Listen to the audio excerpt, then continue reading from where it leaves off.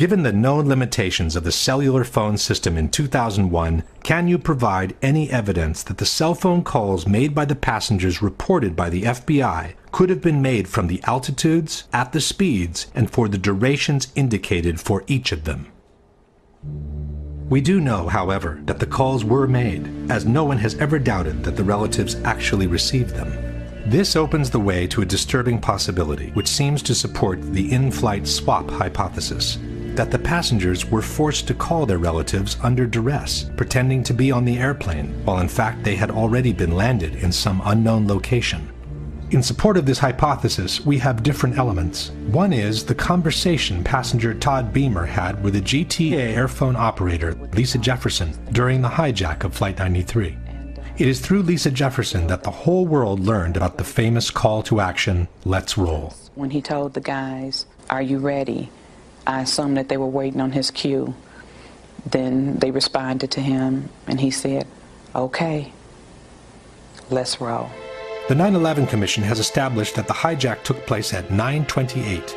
Todd Beamer was connected to Lisa Jefferson at 9:43, some 15 minutes into the hijacking. The FBI report confirms that Jefferson received the call from Beamer at approximately 8:45 Central Time, which is 9:45 Eastern.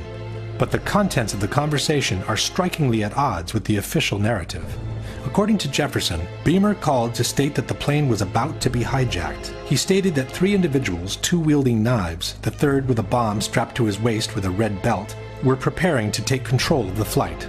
Jefferson estimated that she spoke to Beamer for 7 minutes before the 2 hijackers armed with knives entered the cockpit. This places the hijacking at around 9:52, while officially it took place at 9:28. This is no small discrepancy.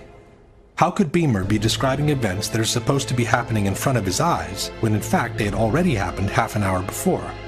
How could the terrorists be preparing to take control of the flight at 9:45 when they had already been in the cockpit for more than 15 minutes?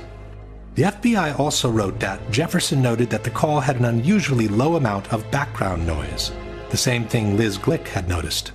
Furthermore, the records show that Beamer's call lasted roughly 1 hour and that the line was left open after the crash.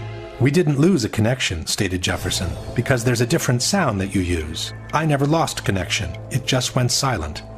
Jefferson stayed on the phone, stated the FBI, until she learned Flight 93 had crashed. Question: since airphones are powered by the same airplane's electrical system, how could the line have remained open for another 45 minutes after the plane had literally disintegrated to the ground in 1,000 pieces? All these discrepancies seem to suggest that Beamer was not on the plane, observing real events unfolding, but was describing an imaginary, pre-scripted situation from a different location. In support of this hypothesis, we also have the dramatic message left by flight attendant Cece Lyles in her husband's answering machine before briefly talking to him on her cell phone.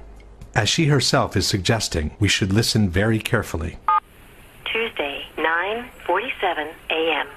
Hi, baby. Baby, you have to listen to me carefully.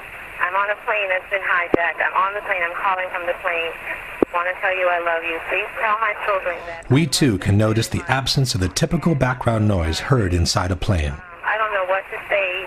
There's 3 guys. They've hijacked the plane. I'm trying to be calm. After saying goodbye, she seems to fumble with the headset while she whispers a few more words into the mouthpiece. I hope to be able to see your face again, baby. I love you. Bye. End of message.